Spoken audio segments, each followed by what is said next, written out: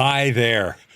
Today I am wanting to talk about something that can be really sensitive. I want to talk about forgiveness.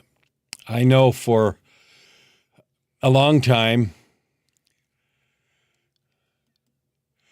forgiveness was a really scary thing for me. Forgiveness was something I didn't understand, and I had all kinds of misapprehensions about. I used to think forgiveness meant excusing somebody for what they'd done. I used to think forgiveness meant absolution. I used to think forgiveness meant pretending things away and that sort of thing. And what I learned is that it's completely different from that. Today, we live in a world, and it's always been a little bit, but today it seems to be really stark, where grudges are held forever and people rarely get over slights, and there's a lot of anger and demand for justice and retribution and even revenge that can get in the way, and it often gets in the way of life. It gets in the way of things that are good. It gets in the way of growth and all kinds of good things happening. So what can we do about that? Well, I want to suggest something to you. And here's what I know. Forgiveness is a choice. And you know what? It doesn't depend on anybody else. It's a choice I can make all by myself. What do I mean? Don't I have to forgive somebody? Well, yeah, but often the person I'm forgiving is myself.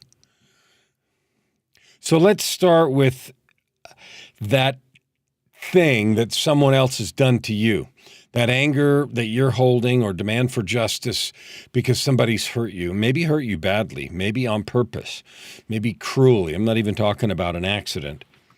Sometimes when accidents happen, we rage at the sky, we rage at God, we rage at the universe, and we can't figure out why such an unfair thing happened to us. Well, I don't know.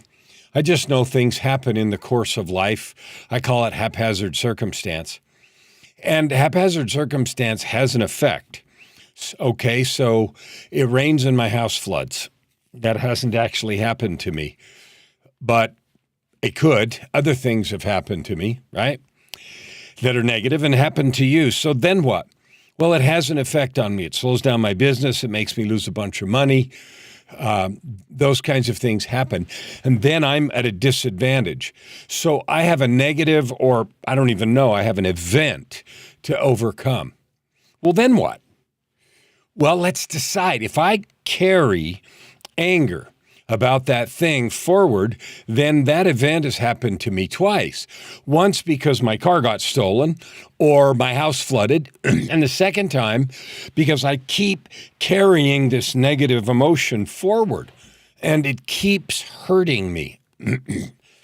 Now, I'll give you an example that's real, because my car never did get stolen.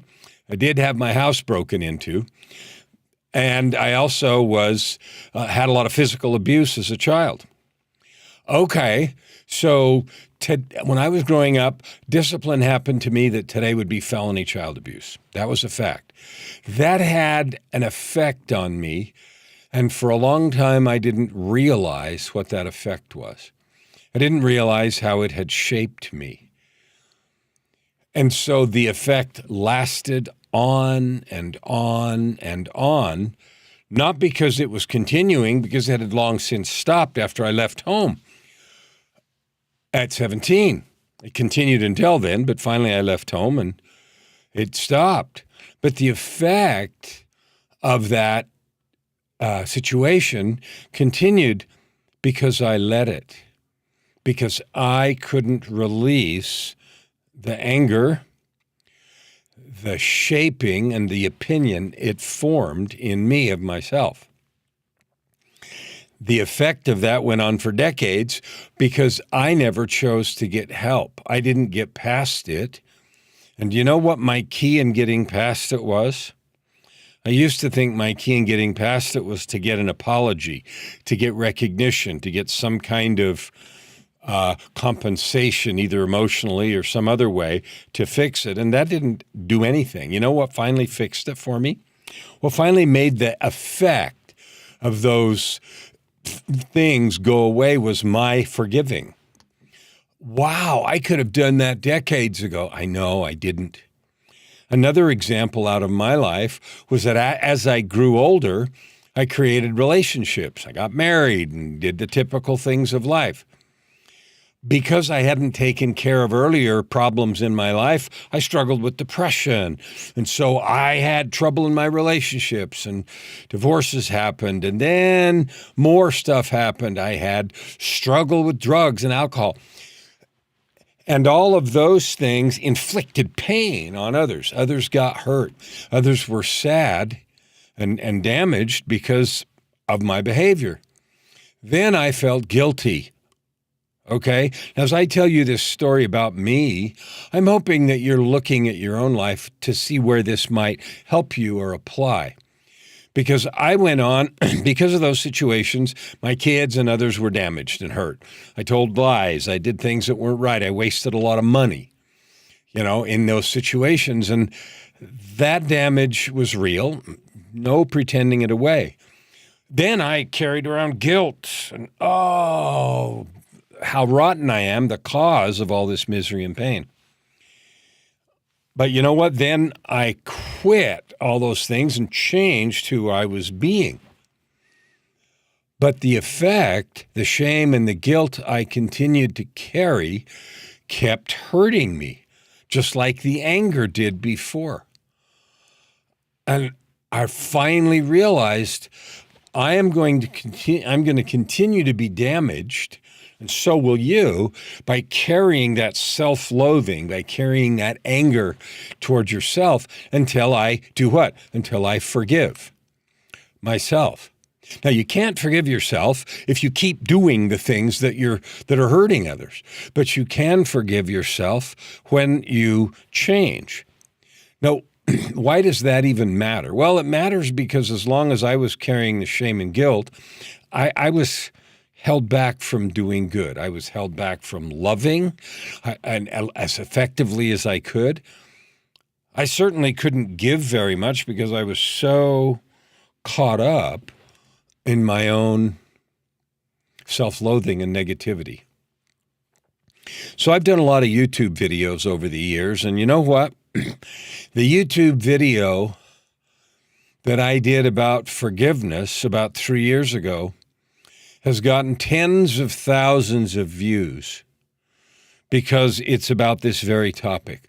So I finally, last year, I wrote a book about forgiveness, and it's called, not surprisingly, Forgiveness, a journey of courage to a place of freedom and power.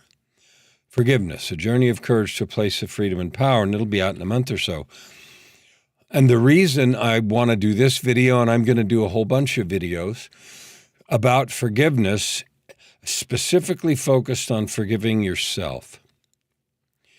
If you have hurt others and you are angry and shameful and all that negative stuff about yourself, and you can't forgive yourself and you can't get over it and you can't get past it and just can't get past it, you know what?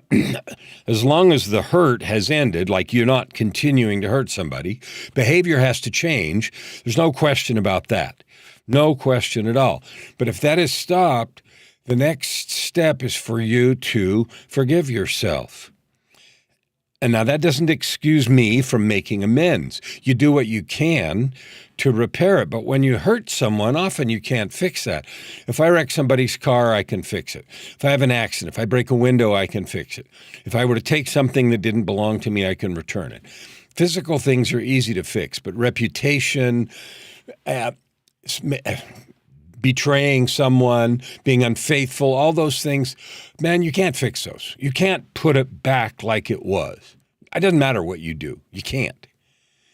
So what can you do? Well, you have a couple choices. You can continue to feel bad and, carry that shame and guilt forever. And if you do that, I'll tell you what'll happen. And the reason I know is because I did that. You continue to go around as a broken person feeling awful, like you can never be okay again. You can never get over yourself, get over that event. I could never forgive myself. You know what? You're allowed to do that. Never forgive yourself. But all that will do is prevent you from being the kind of light and good person you could be. So let's say you did something like that.